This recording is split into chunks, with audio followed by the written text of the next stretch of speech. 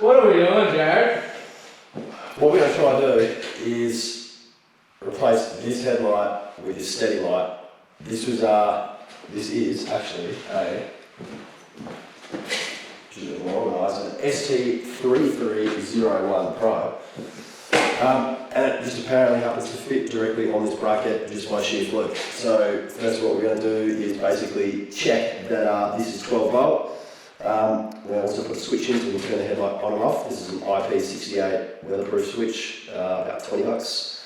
Light was about 40 or 50 bucks. All I've done is open it up, chuck in the cable in so it's longer than the factory one, so that way we can just use the original headlight wiring, bring it back into our switch, and then our only join is at our switch if we have any issues. That's it. Sweet.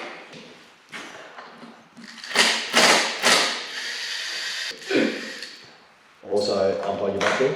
Yeah. I'll put my battery in there just in case I won't actually check it. Yeah. Just so you don't have an exciting time. Yeah, that's it. Yeah. Yeah. Red to black, black to red. Yeah. That's all we'll need. And you make me feel like a rebel, but I will not give you a reason to destroy me more and more again and again.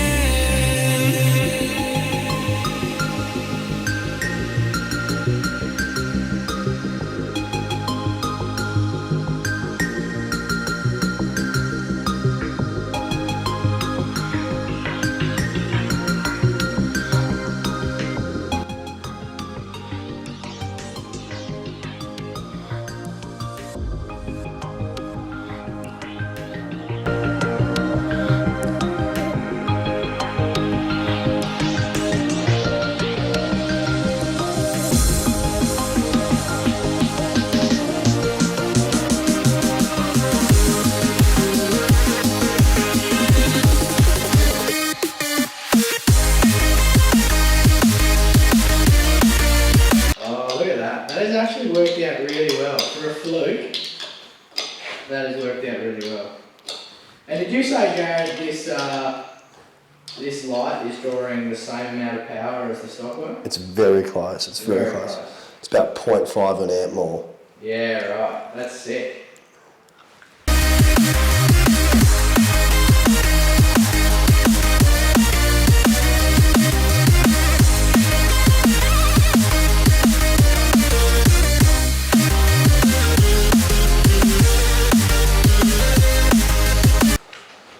Brum brum.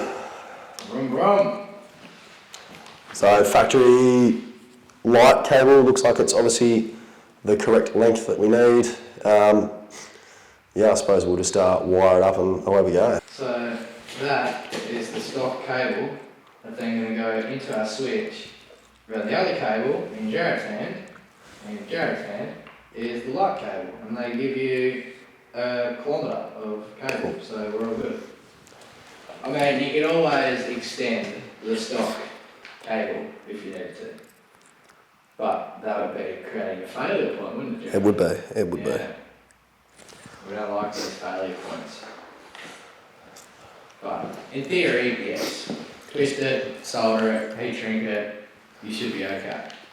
But instead, we're going to fit it all off into the back of this switchy switch, aren't we, Jared? That's it. Alright, so first what we're going to do is figure out what switch is the switch. Yeah.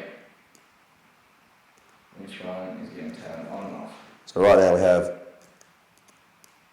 no connection, no connection, no connection. Now press the button. Might not have any connection. Uh-oh. Uh-oh. Big uh-oh. Jared, it's a momentary switch, isn't it? It's not meant to be. Oh no. Jared has bought the wrong switch, folks.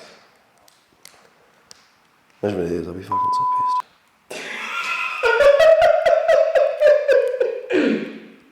Oh, Jared. Oh no. No. It's not going off.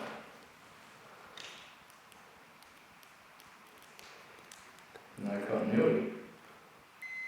There you go. Oh no. It's fucking momentary. It's not meant to be. I always thought it could be a momentary switch, because it looks like a momentary switch. But it's a momentary switch. So all you're going to be able to do with that is just have a disco party, Jared. You're just going to be able to flick your light on and off like there's no tomorrow, but it's not going to stay off or stay on. Well, it might stay on. Well, actually it won't stay on. That's a momentary switch, buddy. I don't know what we're going to do with that. Nothing. So over here on Tree's bike, we have switches that aren't momentary, as you can see. They are on and off. And I have one for my headlight and one for my Eco Sport mode, because obviously I don't have the back 4000, so I still have the Eco Sport mode thing. So that's what's going on there. And so Jared was basically trying to achieve the same thing with his light, but the switch is a momentary switch. Specially ordered. So now all we're going to do is solder these together and just have it like it was before for now. So basically, people that don't understand what a momentary switch is, it's like the name entails, momentary. It momentarily, when pressing the button, turns something off. As soon as you let go of the button, it turns it off. It disconnects the circuit. It doesn't stay on. It doesn't turn it on and off. So it's not an on-off switch. It's a momentary switch. I might actually just bang it in.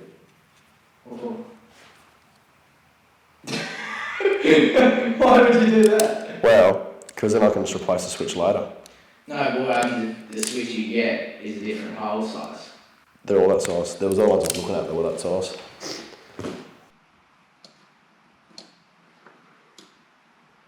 See, it even looks cool. It even looks cool. You would have had a blue light on constantly though. Looks so cool. Looks so cool though. Yeah, but it's just a shame that it's not the right one. That's all good.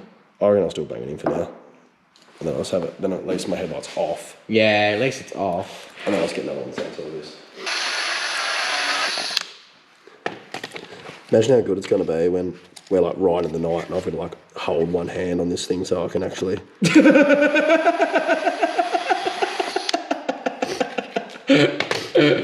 I'm like, yeah, I'm good.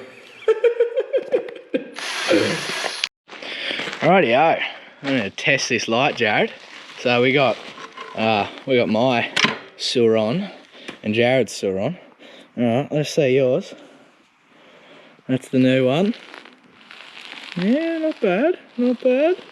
Let's see the stock Suron. Different. It's actually massively better, right? Yours sends a different sort of bead though. Yep. There we go, that's a good reference.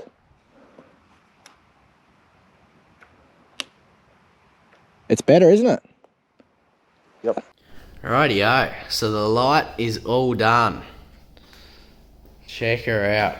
And we replaced the switch with a non-momentary switch, so it's on off. You can see there, when you push it in, it's slightly incaves. So you got your on and your off. Pretty trick, pretty sleek way of doing it. I do like the way Jared's done that. The light looks much better. It looks a lot cooler than the stock Suron light.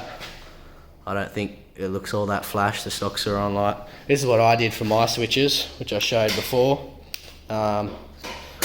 Pretty cool and pretty good. I haven't had too many issues with them, but the only main issue with them is that they're not waterproof, where Jared's is IP 67. Yeah, so obviously that's made to get wet where my switches are not. But yeah, they're alright as long as you don't...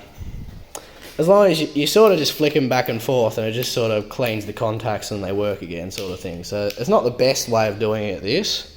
Probably the best way of doing it is the way Jared's done it with the waterproof switch. Oh, look at this. So this probably looks extra manky, but all this is a silicon type that we use on drones that basically glues electronics down. I just thought what was a good way to basically Waterproof it. Yeah. Make sure you're not getting any short circuits. Yeah, and like once again, what we did previously is that this is actually the factory headlight wire here, so this can actually be unplugged from the plug. Yeah. And obviously this is our new wire to our steady light, which I also replaced and sold as a new then wire. that travels on and goes down to the steady light. Now we did talk about, didn't we, Jared, that we can replace these orange clips with, say, like blue or whatever colour they have. Yep. So we'll be able to put like blue on Jared's bike and make it look a bit trickier, and if I put one on my bike, hopefully we'll be able to get little red clippies. Either that or just paint them, I guess. You can probably just sand them back and give them a little paint. But yeah, it's definitely an upgrade. It's definitely shoots a wider beam, as you would have saw there before. But yeah, pretty trick. I rate it. Yeah, that's all we really have to say about it. Sweet.